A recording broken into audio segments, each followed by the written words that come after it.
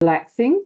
And just for noting, actually, while we are waiting to start, I always forget to tell people what the next webinar is going to be about, but it will be about strategies for successful interviews as an academic. So when you're applying for a job, and that's what the topic will be next time. So, and that's going to be in June.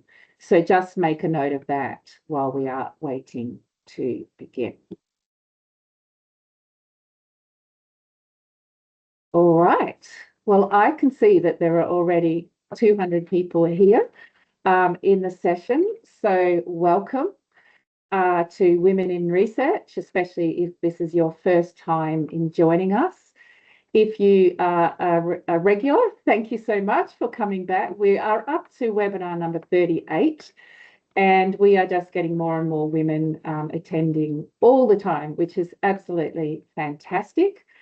And we very much love these conversations that we have with you.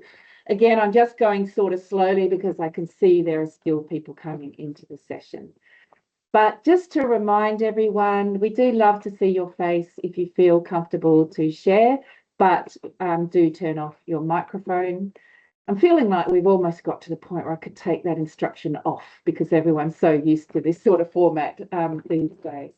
I always encourage everyone to try to give yourself a little bit of time to just focus on yourself, and not be tempted to try to do your emails and so on at the same time, because we so rarely do just give ourselves time to reflect. We today here in Perth are on the land of the Woodjuk people of the Noongar Nation, and I pay my respects to elders past, present and emerging. And do feel free to share in the chat the land that you are on coming from today. What we will do is our usual thing. I will talk a little bit about the research, not all of the research, because this is a big topic. Today we're talking careers. It is a huge topic, but just some research, because I do like our sessions to have some connection back to the considerable evidence base that exists on these sorts of topics. But then we are so blessed today to have 3 ARC Laureate Fellows sharing their personal tips and insights. So we have two of our regulars, I'm going to call them, Professor Yolanda Yatton and Professor Sarah Donica, both from UQ, who are favourites. Every time we have them, we always get many positive expressions of gratitude for their wisdom. But we also have a new, as in first time joining us, Professor Yun Lu, who will be sharing her tips, and I will introduce her a little bit later. So let's kick off. So we're talking today about this huge topic, as I said, around careers. I wanted to share with you that we had, I didn't count them, but we had over 150 questions come in about this topic. And that is huge. And I wanted to share that we had so many questions because I want people to understand that if you're having uncertainties and doubts or anxieties about your career, it is very common and normal for academics to be trying to figure out some of these questions. The sort of questions people are asking: should I stay in academia or leave? How do I transition to and from industry? How do I progress? How do I get promoted? How do I deal with job insecurity, precarious contracts that are so dominant in our sector? How do I avoid burnout? How do I balance the millions of things I'm meant to be doing? How do I handle discrimination or other sorts of issues that occur? And that, sorry, is just a very tiny slice of the questions, but those were some of the key themes. I do want to remind everyone, because we cannot cover all of that today, but we have in our womeninresearch.org.au on our website, we have, as I say, 37 other Women in Research webinars that cover many of these topics. So I do encourage you to, if you want to deep dive into some of them, have a look, get together with a group of women, sit together and watch, and then talk and share your experiences. So I'm just going to give a few thoughts about a lot of the questions were really around, I'm not really very happy in my work for various reasons, or I'm stressed, or I'm burnt out, or I'm dissatisfied for some reason. What do I do? So a lot of the questions were sort of that type of ilk. And basically, I wanted to sort of, it's a big question. So I just wanted to start with that. And really, there are actually only three constructive responses to this question, constructive answers to this question, as in what you might do. And I'm going to circle back to these. The first thing you can do is leave the job. If you're unhappy with the job, you can leave and you can try to find a job that's a better fit with your skills, your abilities, your preferences, your family circumstances, or whatever. So that's one option. You can leave. The second option is you can stay, but you can do something to change the situation. So you can, if you're lonely, you can build networks, or if you're not getting promoted, you can get advice from a mentor about what you might need to do or whatever. But you can stay and you can change the situation. And what else is there? You're probably thinking, surely there's nothing else I could do. Well, there is another constructive response, and that is that in certain circumstances, and I'll come back to this, you can just stay and accept the situation. But I'll talk about the type of acceptance that's healthy versus the type of acceptance that's unhealthy in a minute. These are really the only constructive options you have. There are some unconstructive options, which are like to stay in your job and just be miserable and complain all the time and be, I don't know, one of those toxic colleagues who's just unhappy, that sucks the life out of other colleagues, etc. So there are some unconstructive responses, but these are really the only three constructive responses that we have. So let's have a look at some of the research. What happens if I leave a job? So there's some research in psychology that shows that you get this thing called the honeymoon hangover effect. What is that? What that means is that when you get a new job, first of all, you usually leave a job. This is job satisfaction. If you can see my cursor, you can see that usually you leave a job at a point where your job satisfaction has declined. So you're not so happy in your job. And then what happens is you get a new job and your job satisfaction spikes. And this is called the honeymoon phase, just like probably getting married or something. You go above your baseline in terms of your happiness and your job satisfaction. And this is on average, of course, everyone's different, but on average, this is what happens. But the really interesting thing is that over time, you return back to where you were. And this is called the hangover effect. In other words, you tend not to stay at this very high level of satisfaction forever, right? And this is comes back to a theory called hedonic adaptation theory, which basically shows us that people tend to sort of, even if something great happens to you, like you win the lottery. So there's all this research on winners of lottery. They're happy, but then they come back to where they were. And same with negative events.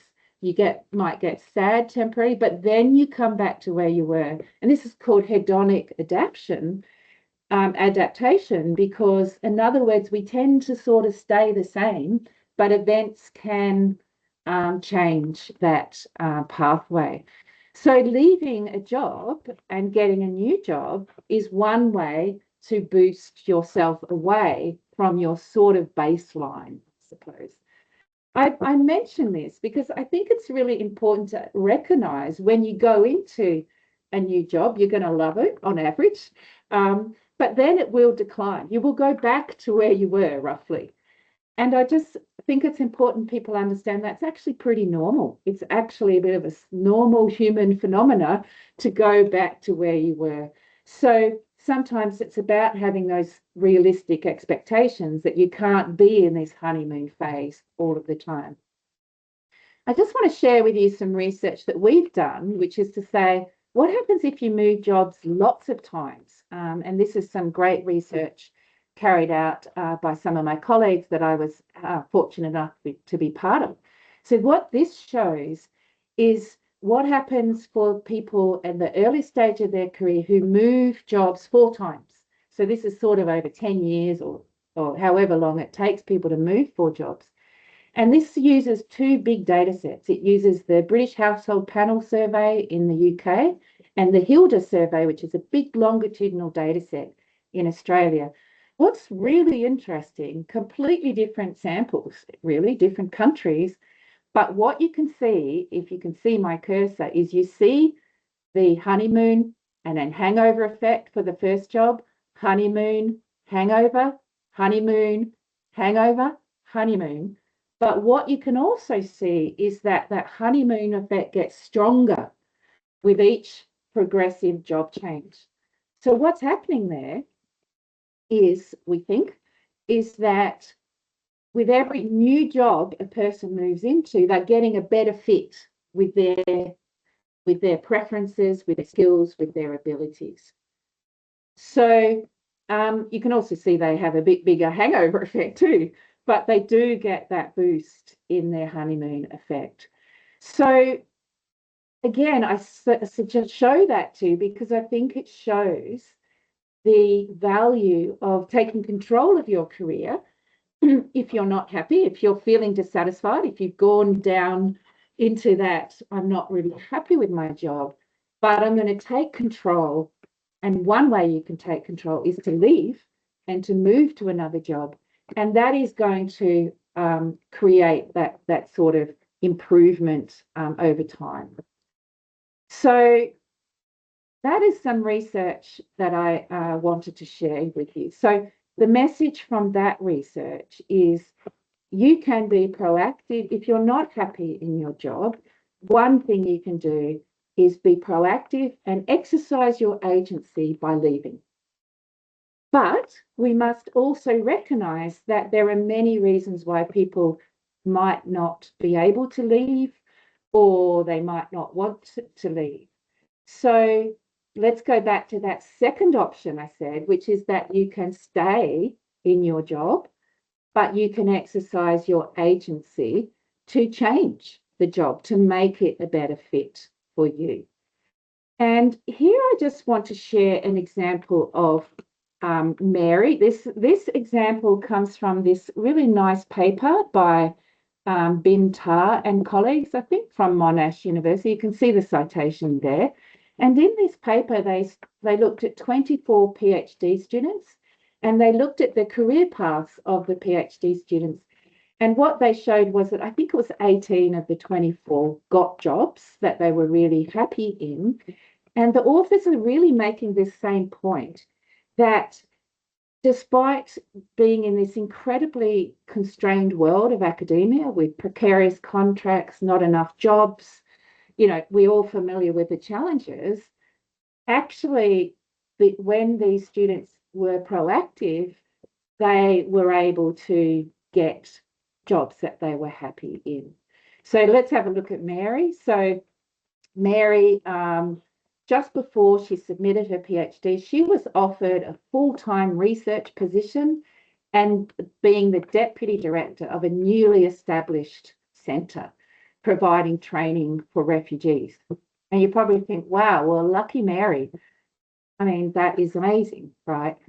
But when you look at what Mary did to get there, it all sort of falls into place. So she was a consultant. Mary was in her 50s, but she always had this passion for helping refugees to establish their careers. And so she decided to do a PhD on this topic. She very carefully chose supervisors with the right combination of experience and passion that she thought would work. She chose a topic that aligned with her interest. Then during her PhD, she did volunteer work with refugees to help them build up their careers. She worked as a research assistant to increase her skills and her marketability. She co-wrote some grants with her supervisors because she thought that learning the skill of writing grants was really important. And then, so when she got to the end of her PhD, she submitted a proposal. She worked with her supervisor to submit a proposal to the university to set up a new centre. So she drew on her prior experience. She's 50 years old. She's worked in consulting. She drew on her new skills that she'd learned. And this was one of the examples of a way that an individual proactively created an opportunity for herself. Now, I'm not saying by any means this is what everybody should do. Actually, if you're interested, have a look at that paper. If you're a student and you're like going, oh, I don't know, am I going to get a job? Because it gives some beautiful examples of very different things that students did to get work, but with this common emphasis on taking charge of their own career. And just by the way, we do have a webinar called Be Bold, and it's all about being proactive. So just that one might be one to look at if this is something you struggle with. So now I want to go back to that, those three choices. Do I leave? Do I stay and change? Or do I stay and just accept the situation as it is? So I've shared with you that leaving. If, for example, and we saw a lot of questions about, I've got, there's only precarious jobs in academia, and I've been on a, short-term contract for years, and what do I do?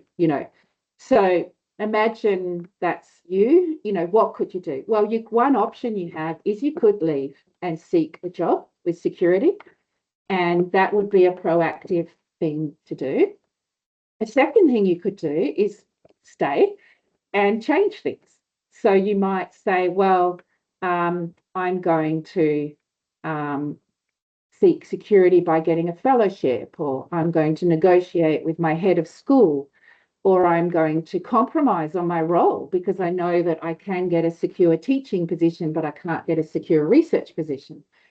Or I'm going to create my own role, or whatever. I mean, these things will be different. So that would be being proactive. But it might be that you try that and things still don't change, or you're still dissatisfied.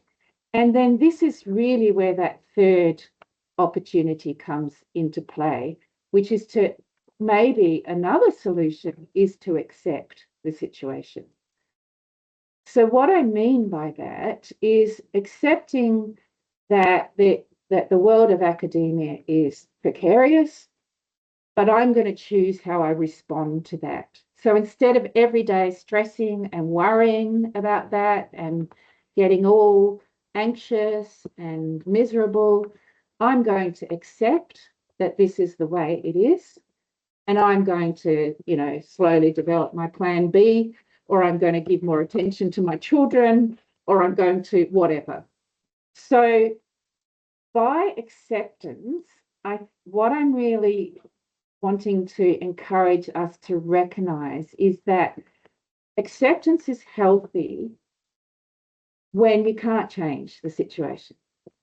Acceptance tends to be a bit more unhealthy when you can change the situation and you just sort of give up, right? But if you really can't, I mean, let's face it, it's very difficult to change precarity of contracts in academia. So, accepting that situation could be a very healthy response. And it can help you to get out of that anxiety, worrying, internal struggle that, the angst that comes from worrying about that and not accepting it. And then that actually can ironically give you the freedom to make choices that align more with your values. This is really mindfulness sort of thinking, if you're familiar with that. What is not so healthy is when you just stay in a situation and don't try and change it because of learned helplessness, which is like, oh, I can't, I've tried before and it's useless. And actually, you're really not doing it because you just think you'll fail, but in fact, there's more scope to change things. It's not healthy if you're just staying in a situation and not trying to change it. as a way to avoid discomfort or a bit of anxiety. You might be like, I don't want to ask the head of school, that will make me anxious, or I don't want to, I don't want to make a particular choice because I know I'm going to be uncomfortable. Well, look, a bit of discomfort's okay, right? And sometimes you need that discomfort to propel you into a better situation. So if all you're doing is avoiding discomfort, that's not a good reason for acceptance. And then I guess the final thing I'll say is sometimes we just accept the situation, we don't try to change things because we've got a bit complacent and comfortable. And again, that's not an optimal solution because we stop growing. So acceptance is a good strategy, but I'm not really talking about, I'm talking about a sort of proactive form of acceptance where you consciously say, I'm going to accept that it's precarious in academia and I'm going to get on with other components of my life, or I'm just not going to worry about it and I've got a good plan B for if I lose my job, my contract, or whatever. So that ultimate message I want to give today is the importance of being proactive or thoughtfully accepting of situations, but avoiding that sort of passive, I can't change anything, I'm just going to stay here and be miserable. That is not a healthy response. And I'm pretty sure some of our wonderful panel, who I'm just about to introduce, will have some great examples of the importance of taking control of your career. We have 3 fabulous ARC Laureate Fellows who are going to share their insights. We will begin with ARC Laureate Fellow Yolanda Yetten, who is an ARC Laureate Fellow and a Professor of Social Psychology at the University of Queensland. We will then go on to ARC Laureate Fellow Yun Liu, who is at the Australian National University, and she's an international expert in chemistry. So very, very different discipline, and we do love it when we get different sorts of disciplines. And then last but not least, we will go to ARC Laureate Fellow Sarah Dolnicker, who is also from UQ, and she is an expert in all sorts of topics like tourism, and methodologies, and you can see actually a very broad portfolio there from her resume. So without further ado, I'm going to stop sharing and we are going to go to ARC Laureate Fellow Yolanda Yetten. Welcome and thanks for joining us, Yolanda. Thank you, Sharon, and thanks for that wonderful introduction that you gave. I guess what I want to focus on really sort of connects very well with what we're talking about. I might use different language, but I think we're ending in the same spot. So just a little bit about me. I have always been an academic, and unfortunately, I don't really know the non-academic world. I've changed universities, worked in the Netherlands, England, and now Australia. And I've had different roles. So research focused for a long time as a future fellow, a laureate fellow. But at the moment, I'm a head of school since nearly 3 years. And I guess a lot of the things that Sharon was touching on, issues of job satisfaction, is this right for me, burnouts, choices to make, precarious jobs, all of those things are things that I deal with on a daily basis as head of school. And maybe what I want to mention too is that I'm quite happy in my job. So I never really had these difficult decisions. I've always, found it really wonderful to be an academic. But what I wanted to focus on is I thought a bit about it, and I thought I maybe want to talk a little bit about simple realities that I learned in my journey. And I also want to then talk briefly about practical tips that were useful for me and hopefully also for you. So my first reality would be that I think we need to recognize that academia suits some people and energizes them, but also stresses others out. And that is not a problem in and of itself. We need to be aware of that. As Sharon was saying, the academic environment is competitive, it's demanding, there's a lack of boundaries, it's self-directed. You have a lot of freedom. And for some of them, like it was for me, that's wonderful. I thrive on that. But I also talk to a lot of people who feel that is threatening. A lack of set hours, shifting targets, constant pressure to perform, exhaustion, never knowing when it's enough. And all I want to do is, I think this is a spectrum. It's not a judgment, but I think it's important for everyone to figure out where they are and to better understand what works for them too. And I think one of Sharon's points too was try and find if there is fit where you are at a particular stage in your life, and if that is what the job in academia requires, if that's fitting for you.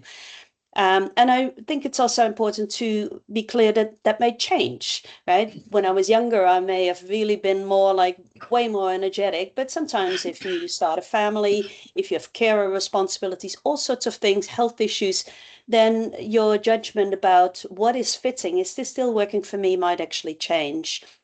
There's a second reality, I think, that I want to focus on. I think that there's no single right path or checklist, and it is very much create your own adventure.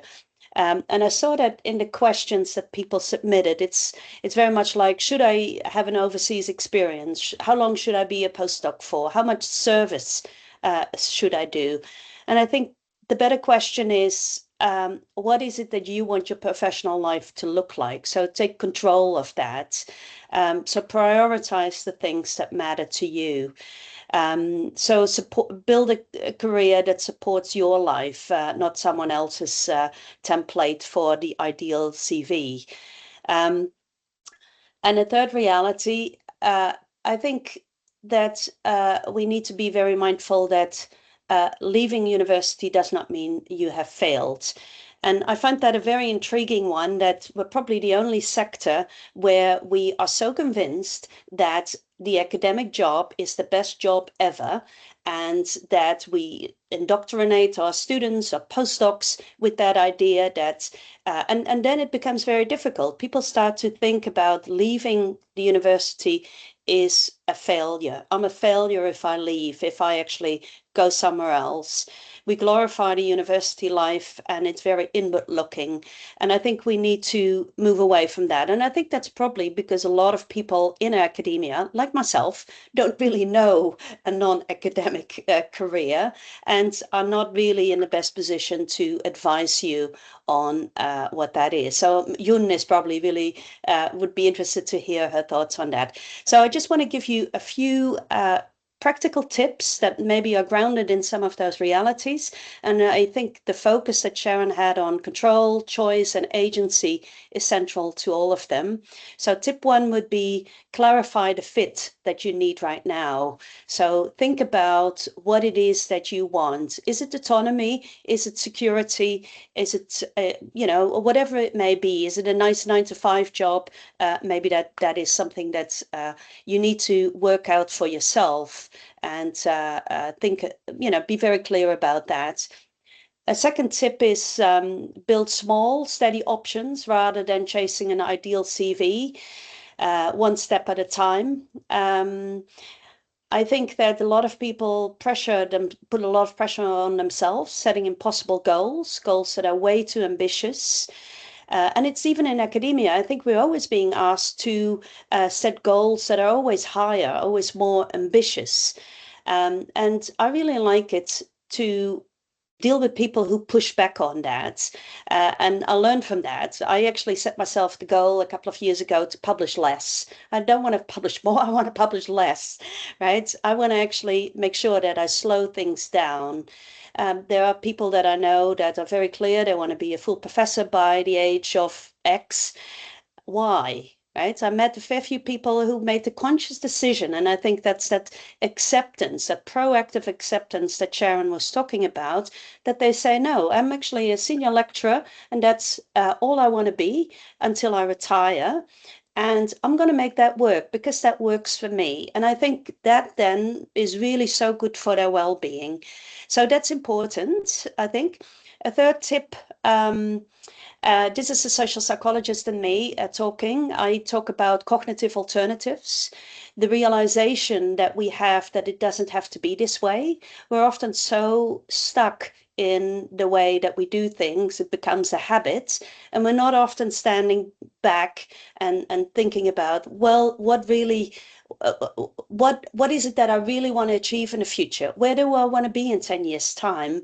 And how do I then sort of change my career to actually get to where I want to be?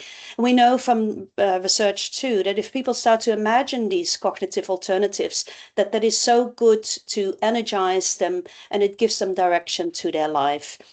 And then the final one, protect and seek out the work that gives you energy. And I think that's, I made that point before in this series, that academia is a marathon.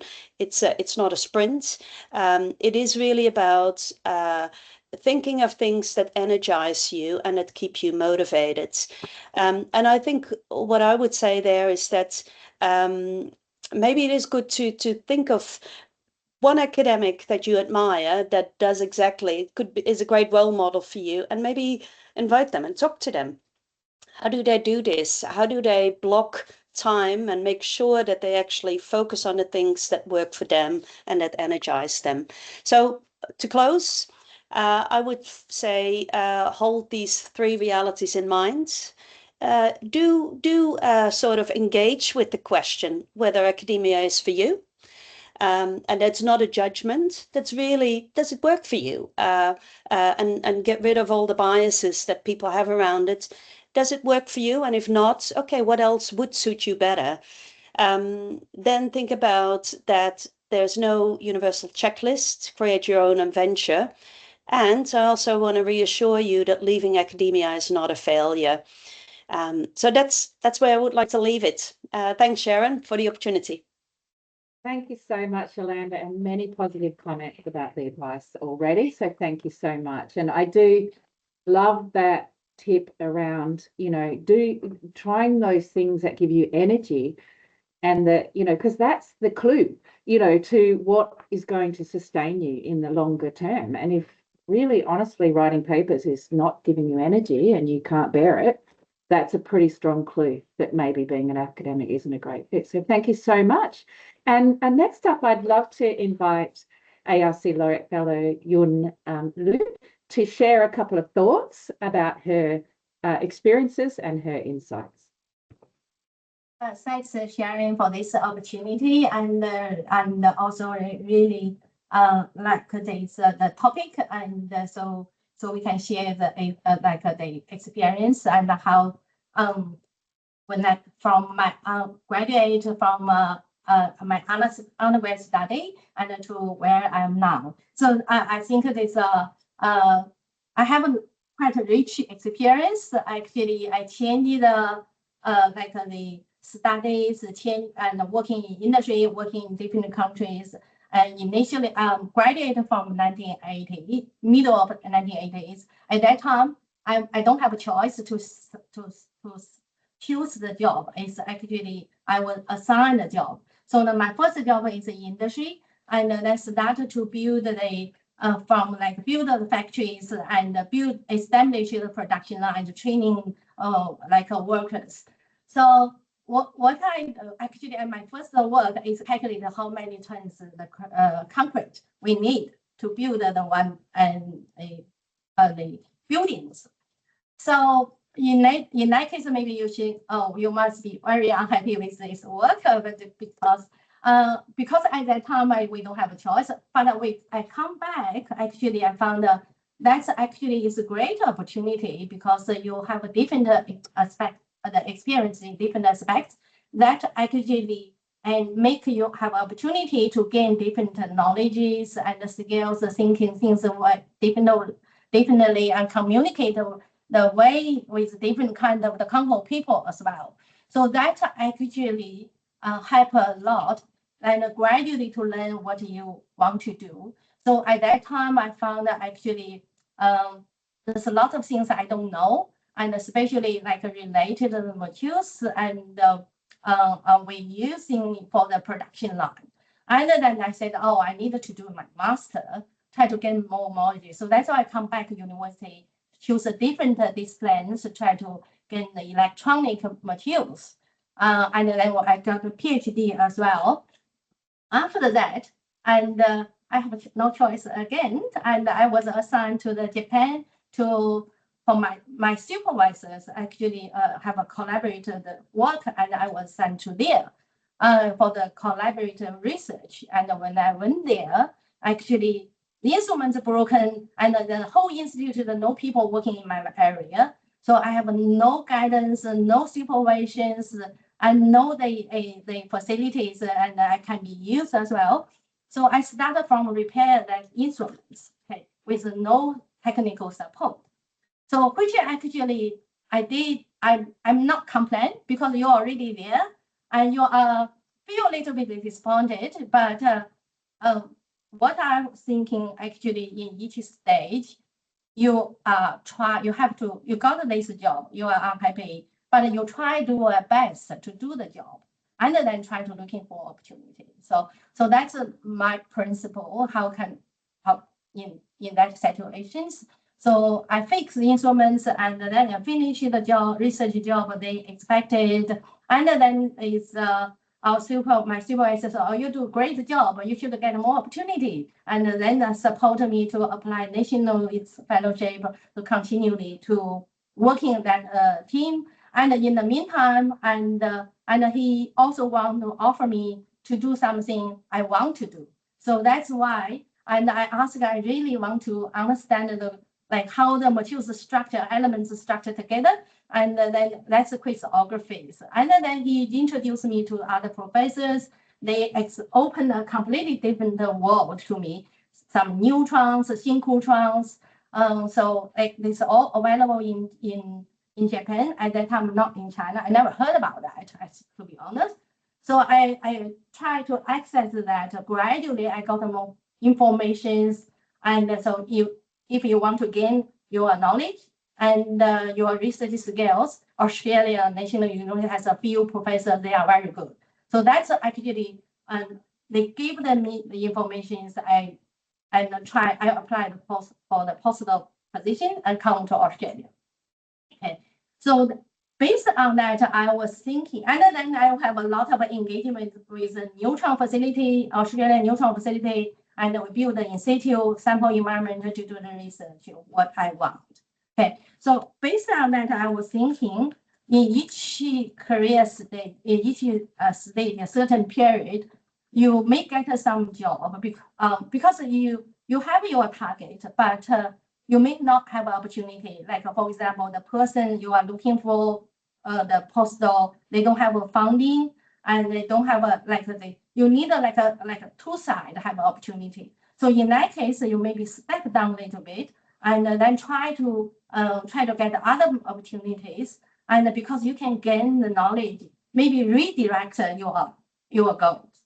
So that's actually, I never expect I will be working in Australia, working on this materials chemistry and crystallography, because that's even when I'm in China, I never heard about that. So it's a completely new world to me. So based on that, I would suggest in each stage, each period, do your best, and then you try to manage the opportunity and your dream, and have to be realistic. If you are unhappy, I will stop. Sorry, can you just wrap up now? Just finish off, okay. And then we will, because we're just getting a bit short on time. Yeah, I think that's all. We just try to manage this and try to get more opportunities and seek and redirect your target and move forward. Yeah. Thank you, Yun. And I just think that is such an inspirational story that you started out with an assigned job in industry, I assume in China, and you are now an Australian Research Council Female Laureate Fellow in a STEM discipline. So, wow, that is a beautiful example of proactivity in action. You said, you used the word look for opportunities. and then do well and you get noticed and so on. And someone's made a comment in the chat about that. So thank you for that inspirational story, a really great example. And now we will go to our last but not least speaker. Thank you so much, Yun. ARC Laureate Fellow, Sarah Dolnicker. Over to you, Sarah. Thanks, Sharon. Can you guys see me? Yeah, good. I'll be really brief. Again, when I look through all the questions that Maria appears, that everyone is talking about the structures and how the structures are failing them and how the structures are different to navigate. And the thought I had, and maybe also from experience I had, was you need to step back.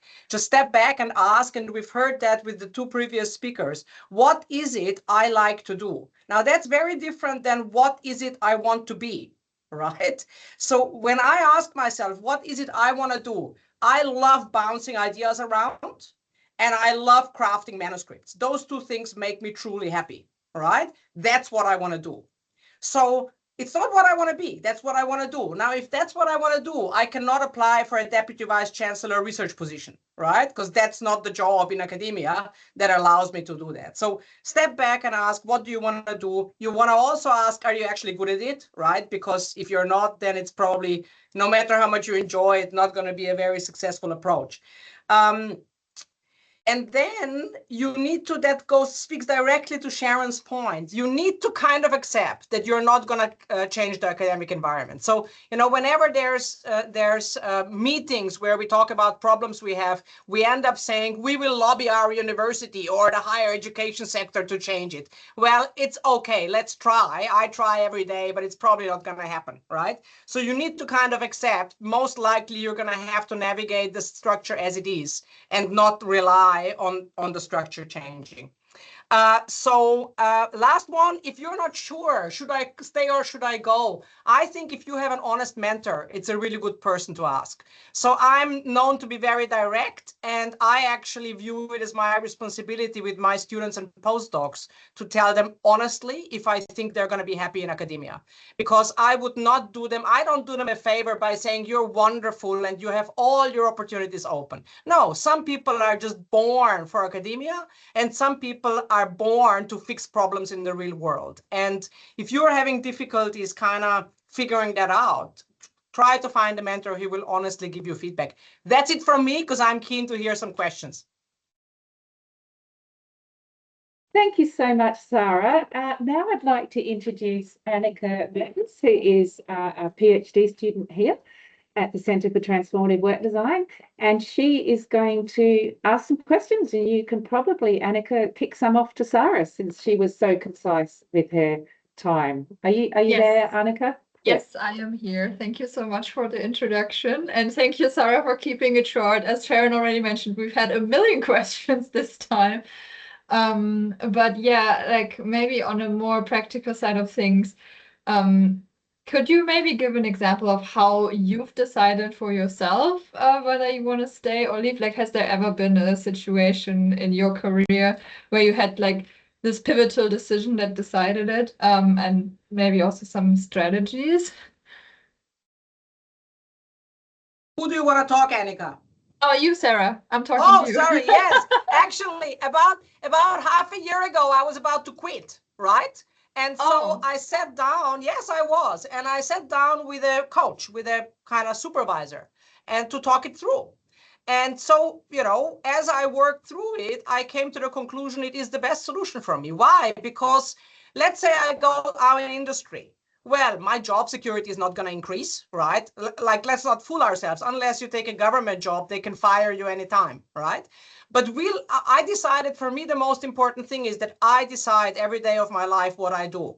Well, frankly, there's not many jobs out there who allow me that, right? So as I talked it through, my frustrations vanished, because I said, well, what are my chances of finding a different context where I'm going to be equally happy? So my consequence from that thought process was, I've got to divorce as many processes that frustrate me as possible. So I recently divorced the graduate school, right? It sounds crazy, but I just said, I'm not the primary supervisor because I just find it too frustrating to deal with you. That's good. A lot of my postdocs get primary supervisions as a result.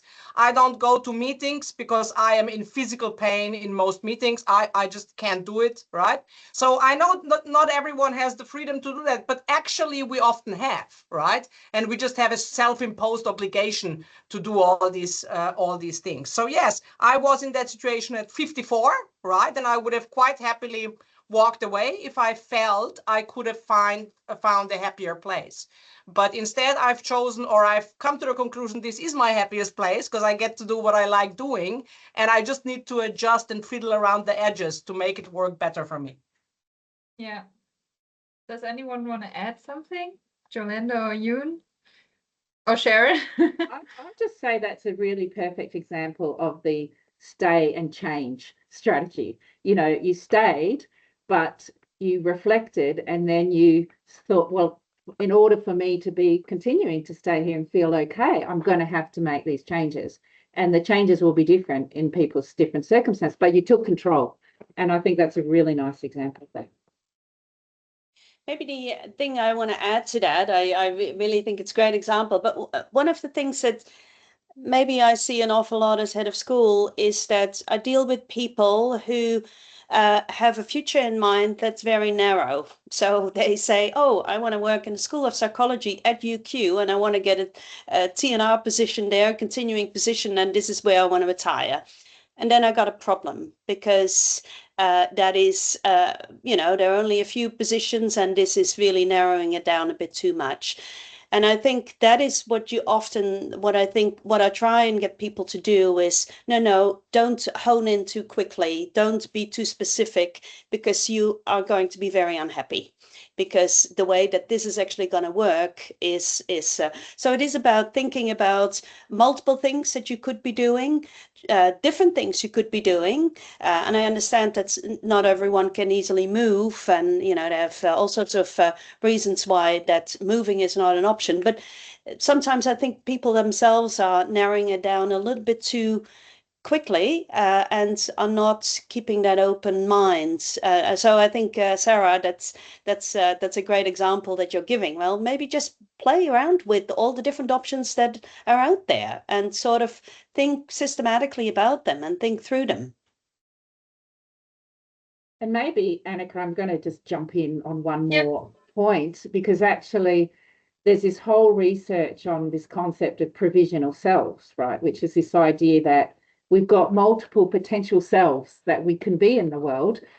And one of the ways that can really help with people who are stuck and they can't decide, do I go into industry or not, is to do little experiments, And so I had 15 years ago or so was thinking, what do I want to do? Maybe it's time to change career. And one of my little experiments was I went on a board. It was just the local school board, because it was a private, not private school, but what do we call it, public-private school. But anyway, and I sort of got so frustrated in that role because you're not actually in control. You just got to try and influence the headmaster, the principal.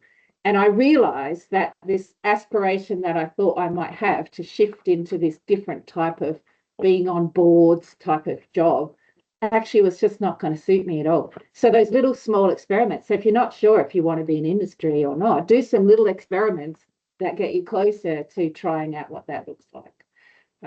But yeah, small. They don't have to be big things. Okay, great. Thank you so much for your insight. Yoon, did you want to add something to that as well? Yeah, I think there's everybody already said a lot. So I think as Sarah mentioned, actually you never just narrow down these opportunities. And so just try to find the way and to pick up the opportunity existent, because as I mentioned, like my experience, each stage you gain the knowledge skills and that will help to you for you. So maybe it's a great opportunities, but you never thought about that. So I think that just if you open that, so actually move away from academic sectors is not a failure. It is a more opportunity towards success. Thank you so much. All right, let's move on to another question. There were quite a few people that also asked about, okay, now if I decide to go into industry from academia, how can I maintain the connection to academia? Is there any way to bridge these two worlds? Do you maybe have insights about that? Sarah, you look like you're thinking about it. Oh, I'm thinking, yes, of course. Oh, I mean, absolutely. But do you want to, right? I mean, that's kind of a bit like, oh, I'm going to get divorced, but I like to go to the movies with him. Like, do you want to? But yes, but if you want to, of course you can. I mean, you will very likely to be in a role that will be kind of research affiliated. So you can continue collaborating with your colleagues. You know, whether in the capacity of what you're doing or outside of that capacity. But again, I think it almost sounds like a question of fear of letting go. I mean, are you really going to want to stick around with a business you chose not to engage in? But yeah, you can, for sure. I mean, you know, academics always love to work with industry. So you'll always find someone who's going to work with you. Other thoughts on that? Yolanda, you're nodding. Oh yeah, Yoon? Yeah. I think like I would say yes. Because like I'm always talking to my students postdoc, so you come together and working as a team, and then you should support each other and like communicate, build a very good connections, and that in the future, no matter where you are, that's the compost you always can get support from them. Actually, we have students graduated like 20 years ago and come back to me and then talking about get some support as well. I think it's really a great, it's all great to still keep a communication with your previous colleagues, previous like classmates or whoever. And so that's a question. It's great. You can expose more opportunities. So yeah, networking is critical. Yeah. Anything to add? Yeah. I think, Hannah, can I just move on to the next question because we're running out of time, if you don't mind. All right. Yeah. Okay. Let me see. There were also quite a few questions around like balancing family and work life, and when do I actually make these career decisions? And is there like a right point in time, or maybe also especially from the perspective of early career researchers, like should I pursue a postdoc, or how many postdocs should I do until I apply for a promotion? These kind of questions.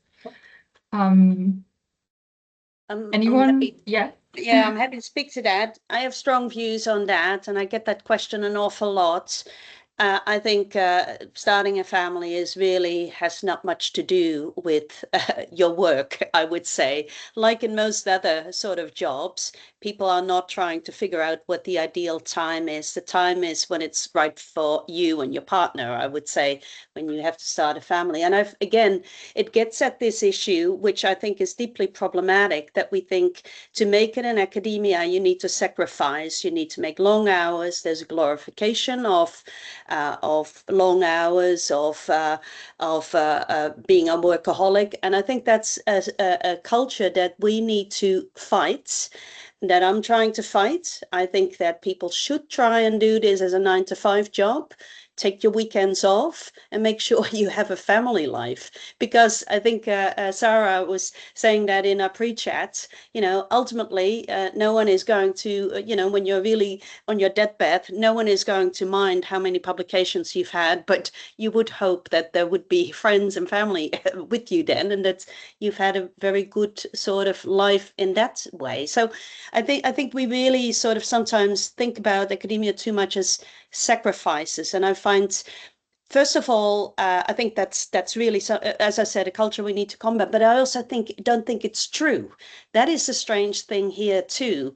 That if it was really about making all these huge sacrifices, I wouldn't be in academia. You're nodding. Sarah or Sharon, would you like to add something? No, I'm good. I think that was very well said. All right. All right. Let me see. We might have time for one last question. Around leadership positions, there were also quite a few questions, like how to make the leap to executive roles from academia, how to prepare for it, how to pave the way for it, and how to prioritize and balance this as well. Like a lot of people would mention that they're not really fancying these kind of positions. Do you have any advice on that? Yeah, Sarah. Well, I can just say, like there's different jobs in academia. And I think you need to understand what you enjoy doing. Some people enjoy the leadership role. They enjoy having one-on-one with line management. That involves firing people, performancing management, right? It's a totally different job from the job I have. I come into the office every day. I read, I write, I think, I collaborate, right? So I have no aspirations for a leadership position.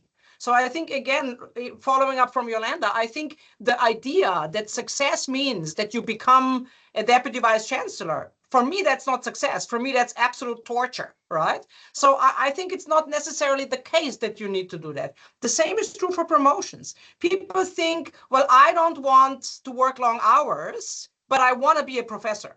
Right? So I've had conversations with many people I mentored through promotions. And sometimes the right answer is, do you know what? I'm really happy with the amount of work I do. And I'm very happy that I'm going to be staying a senior lecturer or associate professor. That is also not a failure, right? So I think all these externally imposed expectations are really not helpful when you're trying to understand what it is that's going to give you contentedness, not the, the high that follows before the honeymoon, but actually long-term contentedness, where you come to the office and you say, oh, it's nice to be here again, right? Rather than coming in and saying, oh, not another day.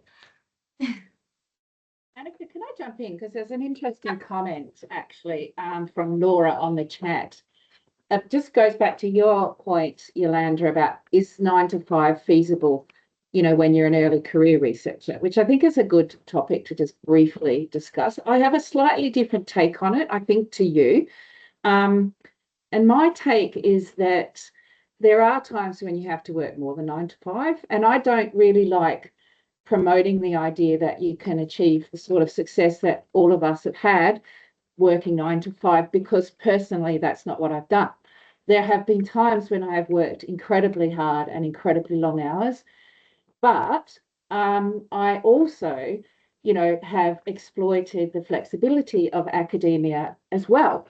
And when I have had young children, or when there have been times in my life when I haven't wanted to or been able to work really long hours, I've then given myself a lot more slack. So I tend to think of it a bit more across the career rather than at any particular moment in time. Just wanted to put that out there, because I didn't want people walking away feeling sort of bad if they're not achieving it within 9 to 5. Because and to some extent, it might come back to a little bit of a choice of what you want to do in your life. But it looks like you've got something to say on that one. Yeah, I think I just follow that. I think one thing that I want to add in. So like you have a young family, you have kids. I think it's critical when we're working very hard and like quite a busy time period, and try to do something and to indicate that we not forget about our families, and we respect their understandings, share the working load, house working load with you, or something like that. So that will build the very good the family, the connections, the environment. That's very critical. Great point. We're really up against the clock. Annika, if you don't mind, I'm going to give the last word to Sarah, because she was short in her presentation. Is there anything, Sarah, you'd just like to conclude with around? Oh my God, I don't need the last word. Look, I think my last word is you've got to love what you do, right? That's the bottom line. And if you're not currently loving what you do, then you got to figure it out, because it's not, blaming the system's not going to fix your problem. Hanging around if you're unhappy and you can't accept the circumstance is not going to make you happy, right? You've got to love what you're doing. I think that is a great note to end on. Let me just quickly squeeze in a thank you to our wonderful ARC Laureate Fellows, wisdom and insights. Thank you also to Annika, who has to sift through all these questions and try to choose. Thank you so much. And of course, thank you to the people behind the scenes who you don't see, and also our wonderful audience with all the comments and participation. And we have a great community here. So thank you all for being part of that community. Thank you so much. Bye.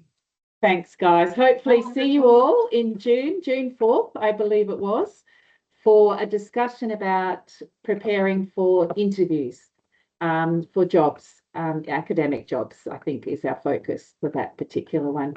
Do let us know, people out there, if there are topics you would like us to cover, because we're always looking for inspiration from you. But without further ado, thank you all. Have a wonderful rest of the day, and especially thank you to our wonderful Laurie. Take care, everyone. Bye.